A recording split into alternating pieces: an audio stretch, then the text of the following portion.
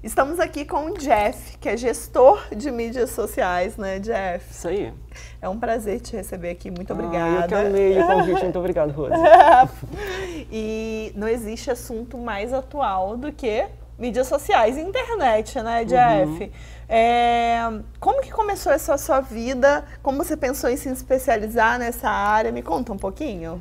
Então, como todo processo, a gente vai conhecendo e naquele meio a gente vai se desenvolvendo e percebendo aonde que a gente se adapta, né? Pertencimento, né? Exatamente. E eu fazendo a minha primeira faculdade de moda, né? Eu nunca me senti na moda de uma forma fashionista, de tendência. Eu sempre vi a moda como uma forma de se expressar, né? Se expressar de uma forma, um estilo de vida. Então, naquele momento eu vi, quando me formei, eu falei, eu amo moda, mas não é a tendência fashionista, a ditadora que me agrada. Então, eu comecei a fazer uma especialização em mídias sociais, né? Que é a minha formação em gestão de mídias sociais. Lá eu consegui me achar, me encontrar, e daí não parei mais. Iniciei a faculdade de psicologia, onde hoje em dia eu me especializo no comportamento de consumo, que é onde eu estou hoje. Ai, que bacana. E deixa eu te falar, já que você falou sobre comportamento de consumo, o que você acha que a mídia social trouxe para essa mudança comportamental, sabe, nesse consumo? Você acha que houve uma mudança muito grande? Com certeza, né? Ela está acontecendo, na verdade, né? Ainda tanto as empresas como os próprios usuários estão no processo de adaptação. As empresas estão virando pessoas e as pessoas virando empresas. E no meio disso tudo, algumas pessoas batem cabeça, as próprias empresas não conseguem se adaptar, muitas ainda não entenderam qual é essa onda, né, essa mudança, mas é um processo que não tem volta, né? Ele já começou, ele já está cada vez mais forte e ele vai continuar por um bom tempo. E quando você diz que empresas estão virando pessoas, isso está muito relacionado também ao quê? É uma necessidade. Porque as pessoas não querem mais comprar só um produto. Elas querem comprar uma história, elas querem comprar um contexto. É mais ou menos isso também? Isso faz com que essa mudança seja, assim, necessária? Você tocou no ponto exato. São esses dois pontos. Isso que você disse e a relação, que não existia. A empresa, ela mandava uma informação, ela mandava uma campanha, usando moda, né, como exemplo, ela mandava uma campanha e aquela campanha era direcionada via TV, de uma forma unilateral, rádio, televisão. Hoje, com as mídias sociais, essa troca ela é constante, tanto que às vezes a informação vem primeiro da pessoa e depois da empresa. Então, é um vai e volta, por isso que a gente realmente chama de relação, de relacionamento, porque é uma coisa constante, é um vai e volta que não termina, né? E isso também faz com que as empresas tenham que se modificar o tempo inteiro, né? Porque, na verdade, a necessidade do cliente vira primordial, né? A palavra dela tá sempre, do cliente está em primeiro lugar, principalmente com a entrada das redes sociais, né? Porque as pessoas ganharam voz, não é isso? Sim, vozes boas e vozes ruins. Vozes também, ruins, né? sim, porque tudo tem o seu lado bom e o seu lado ruim. Então, por exemplo, as empresas também têm que saber lidar com o lado ruim, né? Então, vamos aproveitar que você tocou nesse assunto. As pessoas às vezes agridem através da rede social, né? Não somente outras pessoas, mas também marcas, empresas. Como uma empresa deve lidar com isso? Como que você, com essa sua especialização, com tudo isso, com toda a sua experiência, fala um pouquinho sobre as pessoas que têm, para as pessoas que têm empresa, como lidar com isso? Isso, na verdade, é uma crise, né? Quando acontece isso. Fala um pouquinho sobre isso pra gente. Quando acontece essa crítica que você falou, inclusive o nome dessa ação é exatamente isso, gestão de crise, né? Então, aquela frase antiga também do cliente ter sempre razão, essa frase também não existe 100% na rede social. Então, a palavra dele é muito forte, mas ele não tem sempre razão. Não.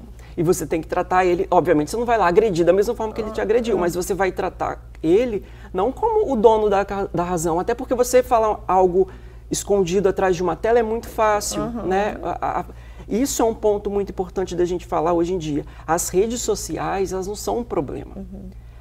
o problema somos nós, que às vezes não usamos essa da forma correta. Que é uma coisa incrível, só facilita. Eu praticamente não sei, eu vivi praticamente a transição, né, das mídias. E eu não sei como eu vivia antes disso, né, de tão adaptado nesse novo universo eu estou. Então, toda a mídia é muito boa. O problema somos nós. Então, quem deve se adaptar somos nós. Porque senão fica uma caça, Rose, fica uma caça às bruxas que não tem fim. Porque as redes não vão acabar, as mídias não vão acabar e vai ficar todo mundo, o problema é isso, o problema é o Facebook, o problema é o Instagram, e na verdade o problema está nesse comportamento que não é o mais correto, usual e tudo mais. E na verdade, o que eu vejo, eu estava acompanhando uma crise de uma empresa que estava na rede social e eu vi um ponto muito assim negativo na reação que a empresa teve com relação àquela crise, entende? Mas vou fazer o seguinte, o nosso papo está muito bom, então eu vou dar um intervalinho e a gente volta a conversar desse ponto no próximo bloco. Tudo combinado? Bem. Combinado. Espera aí, gente!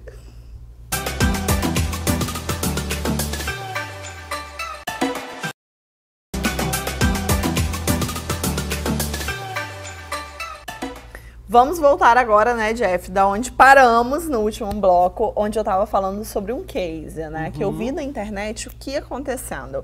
Na verdade, uma empresa que ela teve uma rejeição muito grande na rede social e ela não soube muito bem como lidar com isso. Porque, na verdade, nesse caso, a empresa realmente estava errada. E ela não simplesmente disse desculpa, que eu acho que era o que os clientes, os seguidores, né, estavam esperando. E não, ela deu uma justificativa e não pediu a desculpa. Então, às vezes, só quando a gente está errado, né, eu acho que às vezes é uma palavrinha que faz uma diferença. Você concorda com isso? Completamente.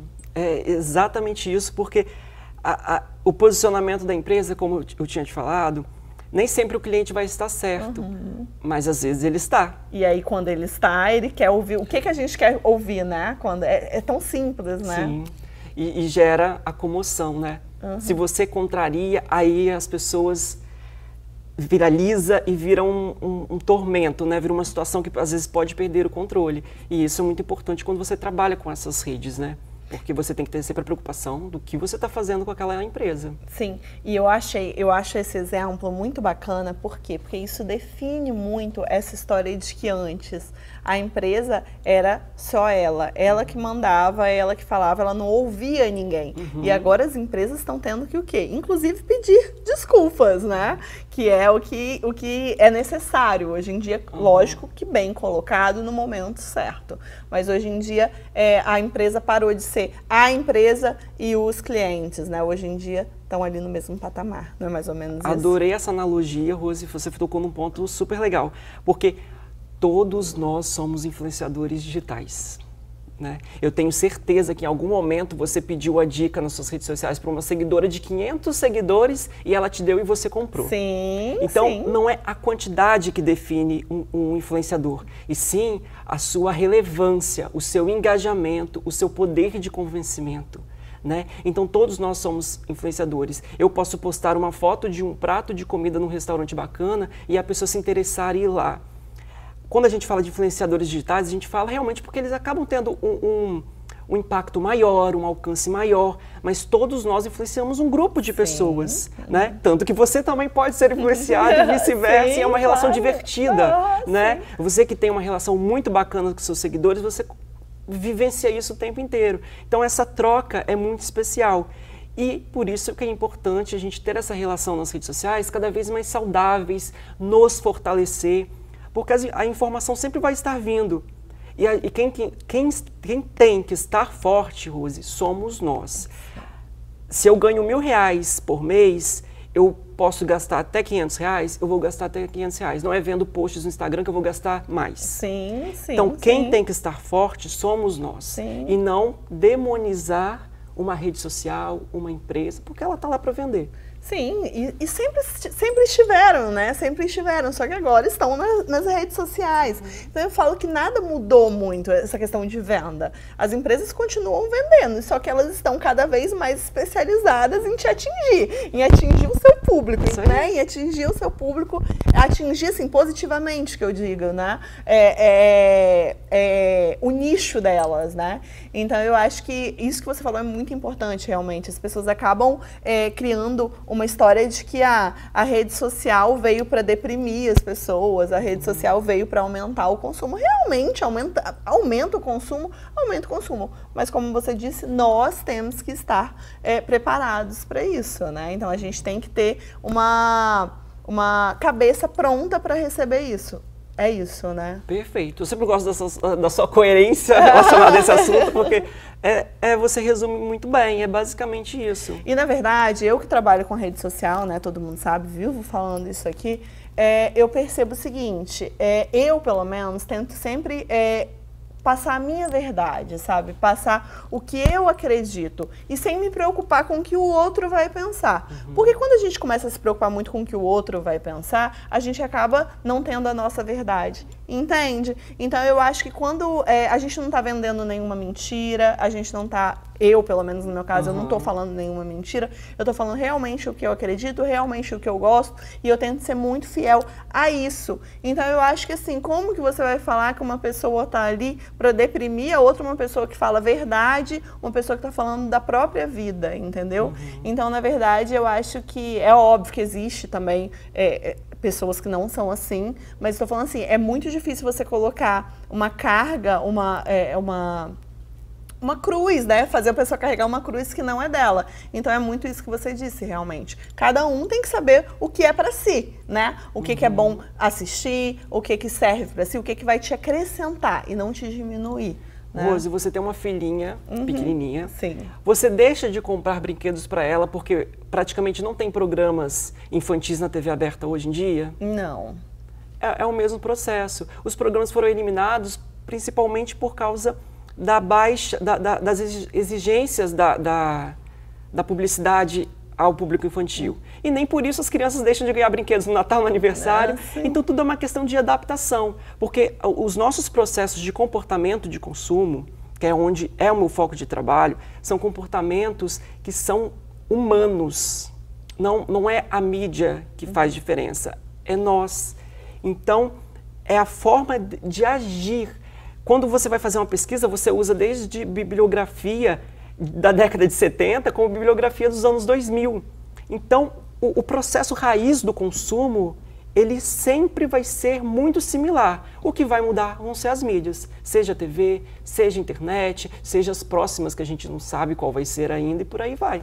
Tanto é que o Orkut estava aí, quem diria que um dia acabaria e acabou, surgiu novos e assim vai acontecendo as atualizações. E na verdade na internet eu sempre falo, a gente não sabe o dia de amanhã. Nunca, ainda mais na internet, né, Rose? Nunca a gente sabe mesmo. Na verdade a gente não sabe o próximo segundo, né? As próprias atualizações, né? Às vezes muda tanta coisa que a gente tem que ficar reaprendendo semanalmente como gesticular com aquelas mudanças, né?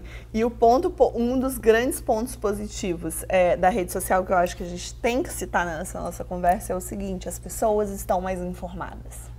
Isso é um fato, né? As pessoas usam muitas vezes as redes sociais para diversão, para distrair, só que, querendo ou não, elas estão mais informadas. Concorda com o que eu tô falando? Concordo. Principalmente na moda, né? Que o Instagram, que veio aí como... E é, sem dúvidas, a rede social que mais se adequa à moda, né?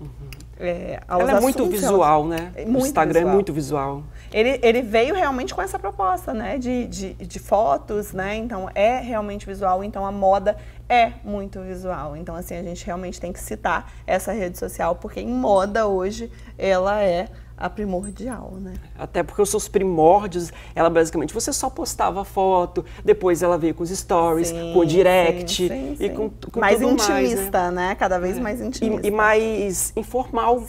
Cada vez exigindo que você seja mais legítimo, os stories que é uma coisa mais, né, mais maçante, você não precisa ter muita preocupação com produção, você deixa o feed bonitinho, mas aí no stories você se solta.